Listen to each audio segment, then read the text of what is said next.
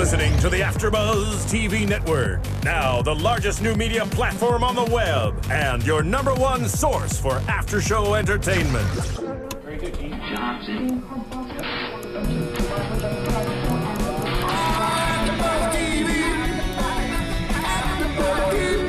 From the AFTERBUZZ Studios in Los Angeles, California, presented by Maria Menounos and streaming live thanks to Akamai Technologies, this is AFTERBUZZ TV's Girl Meets World After Show. We'll break down tonight's episode and get you all the latest news and gossip.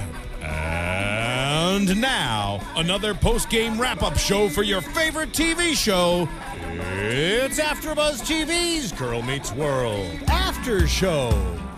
Hello, AfterBuzzers. We're here doing another Disney Girl Meets World After Show, Season 1, Episode 6, Girl Meets Popular. I'm your host, Kristen Elizabeth Snyder, and joining me, Lee Epstein. Hey, Kristen. How was your break? It was good. I had a very funny thing happen yesterday related to our show. Oh. Which is that someone said, I met these kids yesterday, a bunch of kids, high school kids, and they said that that Michael Jacobs' son was their camp counselor at one point. Wow. And that I look like him, and I reminded them of him. Which was funny, because Michael had told us a story about him, about Josh. Yes. You remember, you had mentioned the story, and then Michael told us more of the story when he was first here, and yeah, it was pretty funny. I think it's because my hair is curly or something. I don't know. Probably. You guys do, like, have a similar look, though. I remember he came in studio with Michael whenever they first came. I think that was his brother, but either way. Oh, yeah, that was his brother. Right? Yeah. They all look so similar. And you know what? They're all like Michael, and they've got that kind of like rabbi philosophy of life. Yes. And I'm sure they're the best camp counselors. But Yes. so let's talk about True. this episode, Girl Meets Popular. So Riley wants to be a party girl, and she's obsessed with, you know, getting invited to this popular party. And this reminds me of the episode where Cory and Sean, there's this girl giving out, you know, party invitations on Boy Meets World. And of course, Cory doesn't get one. I think that's what happens. I knew you were going to go here. Yeah. And I want to tell you, if you didn't see it, and our viewers and our listeners, that a writer named Emily Orley on BuzzFeed, Orley, Emily Orley on BuzzFeed, did a whole piece, and which it's really great, basically kind of showing the comparisons between this episode and the boy episode that's about the dance, and there's all these similarities, and I think it's...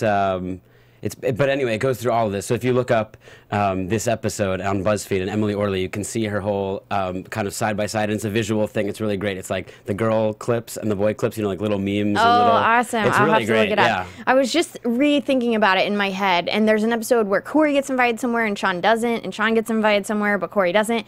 And I'm thinking about the one where Cory does get invited, but Sean doesn't. But it turns out to be a geek party. A geek party, just like this one. Yeah, this was like bizarrely similar almost to that. I mean, there were a lot of parallels, not accidentally. Yeah, of course not. They're definitely winking at us, the Boy Meets World fans. They're feeding the crazed fans like you. And I was fulfilled this episode. There you go. So let's talk about it. Sabrina's like, I love you, but you're a lot of work to Riley, because she is doing her party girl dance already. They haven't even gotten the invitations. And why was Riley so excited to tell her dad that she got invited to this party?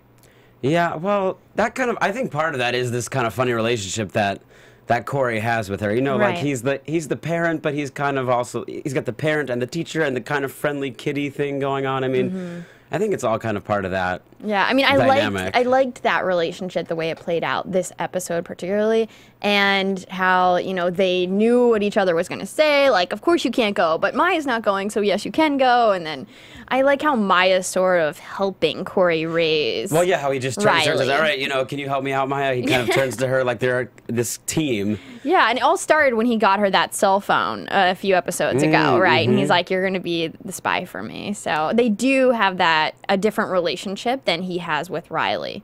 The Sabrina relationship with Cory, and I really like that.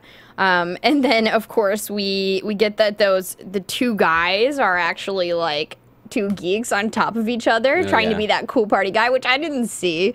I think they had to have used like a real guy in the beginning, and then in the end use the two kids, right? Because It did not. Yeah, I don't know. It did not look at all like Totem Pole, if you will. Yeah, I don't know how they did it.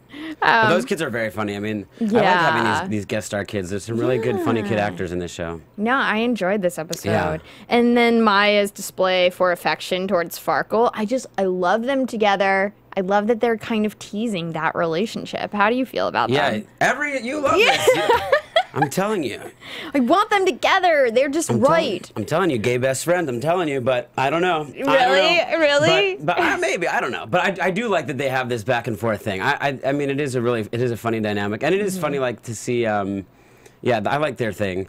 I should say, speaking of the guest actors on this show, I mean, the kids were great and adorable and funny, but there's some major guest stars in this episode, right? There was Cloris Leachman. From Mary Tyler Moore Show? From, like, everything. I think she actually, if I'm not mistaken, has more Primetime Emmy Awards than any other person. Yeah, I did not know that. At least in terms of actors.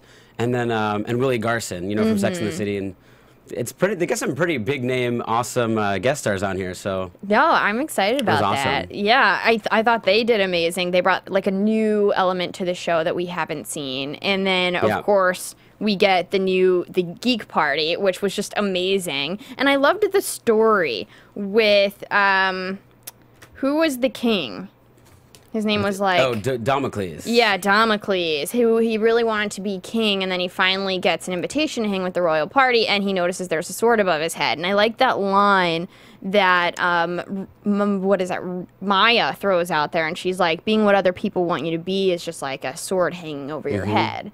Well, something about the writing of this show is that sometimes if you, like this actually happened to me in this episode, I wasn't totally locked in the beginning, and they'll do a lot of things where kind of themes keep coming back and, you know, lines keep coming back. So later I was like, wait a second, what's the story with Damocles again? You know, and to rewatch that. But it's really great. I like actually how they do that. As long as you are focused and you're in touch with the writing, there really are these, I guess you could say motifs or these things that come back within the episode a few times, and they tie in, you know, here's like a classic I think that's what great writing is, because then like we get to the party, and of course they have what is the Star Wars swords? They come down and with the lightsabers, right? And they're like, it's just again, it loops around the story that they talked about twice already, and it's just great. That's the comic. They write the comedy. It's not like they're just telling jokes. You know, they set up the comedy scenes before that, and then you get the laugh later a few times. Yeah, no, I think it's also that whole line, you know, the whole storyline of her going to the geek party and figuring out who she is. It's a very normal thing for a lot of people. It's like, you know, to figure out who you are and to where do you fit in, and like that. I like the part where after she kind of says, okay, well, I'm not really a geek, like these aren't really my people, I'm not really being myself, but she says to Farkle and to the other kids, but I like you guys are cool. And they said, well, no one ever said that to us, and we think you're cool too. That like, you know, that you have to experiment, certainly in middle school and high school and beyond, you know, with figuring out where your place is and who your people are. Try out all the different lunch tables. Right, exactly. Right, well, at your high school, it sounds like there were very few lunch tables, but at mine there were like hundreds. So but yeah, I mean, it was, I like that. That to me is a very realistic thing of people figuring out where they do fit in, and the exploration of self, really. Yeah, and that it's not, you know, she was being, I don't know, fake and not genuine, but she had to figure that out the hard way, you know, by doing it and trying it and feeling out where her spot was, and actually that in the end, okay, so that wasn't her spot, but she was able to have a kind of newfound relationship with those geeky guys, which I liked. I love the part where Topanga walks in, you know, and we'll talk about her storyline in a moment, but she is her old self, right? And they both look at each other, and she's like this spiritual hippie guru that we saw in Boy Meets World that we loved, and that's how we fell in love with her too, not just Cory. And Cory, right. And then we get opposite of her, Riley, in like this nerdy attire, and they're like, what is this? What is this? And Topanga's like, this is who I am inside. It's the part of me that your father fell in love with a long time ago, and it might be the best part of me. And then she's like, is this the best part of you? And Riley's like, I'm extremely popular among 5 people. And she's like, what about, are you one of them? Which I think is so important. And that's why I love this show. I love these lines. It really makes you think about these things. For sure. And how great would it be if we actually we have like Halloween where we dress up like someone we want to be. But what if we had a day that was like a reflection day where like you dressed up as who you are in the inside? I think that would be so cool and really really help us all in a sense of awareness about like who we are. Costume therapy of some sort. Costume therapy. You heard it first. AfterBuzz TV exclusive. Dr. Kristen Snyder, folks. I have a few philosophies myself, but next week we're going to be in costume of our real selves or who we are in the inside. I think we should totally do that. I'll be wearing a pink tank top. Tune in. Yeah. I will be a nature's child, probably with a lot of leaves and ferns. It was very cool to see them in the old. I mean, I remember we talked about this, when Michael was here on our first episode. Like, when are we going to see the old characters come back? So. How great was that when she was talking to herself in the mirror and then Cory came around? I really don't know how they did that. I guess green screen and then implementing parts of the old show that they could manipulate. Maybe. Well, I mean, the thing is that it seems like it's easier to make her look like young Topanga than it is to make him look like young Cory. How great did she look? Amazing. Yeah, it's crazy. With the crimped hair and that dress. And then it comes to her about doing, and one of the things that Emily Orley in this BuzzFeed article talks about is the Mr. Feeney connection about not just doing well, but doing good. Doing good for the world and, doing the right thing and contributing. And let's go ahead and talk about her and Augie and Mrs. Forsky and those amazing muffins. Now, I love the Augie and Mrs. Forsky relationship. I mean, I'm telling you, man, this kid is the best thing of every episode. It's not Ukraine, it's my crane. And then in the end, of course, it changes. It's not our crane, and he's like, I don't get it, or something. Yeah. It's so funny. He's so funny, this kid. Yeah, we have to have him on. And then Maya's master plan. The Harajuku, actually, the authentic Japanese girls, whatever helps. I was so glad they started to explain. I'm Googling like crazy. I'm like, what the heck is this? What are you talking about? But yeah, they explained it, made sense, it worked, made Riley really reflect on who she was. And, we get that fun Farkle Maya wrestling of, who Riley really is. And, I think other people who can have an influence on you. Like, if you are nerdy, I don't see, I see them also being a part of Riley's life from now on. Yes. She's not going to dress up and pretend like someone she's not, but. Yeah, you can be multifaceted and have different groups of people influencing you in different parts of your. Yeah, I think that's much more.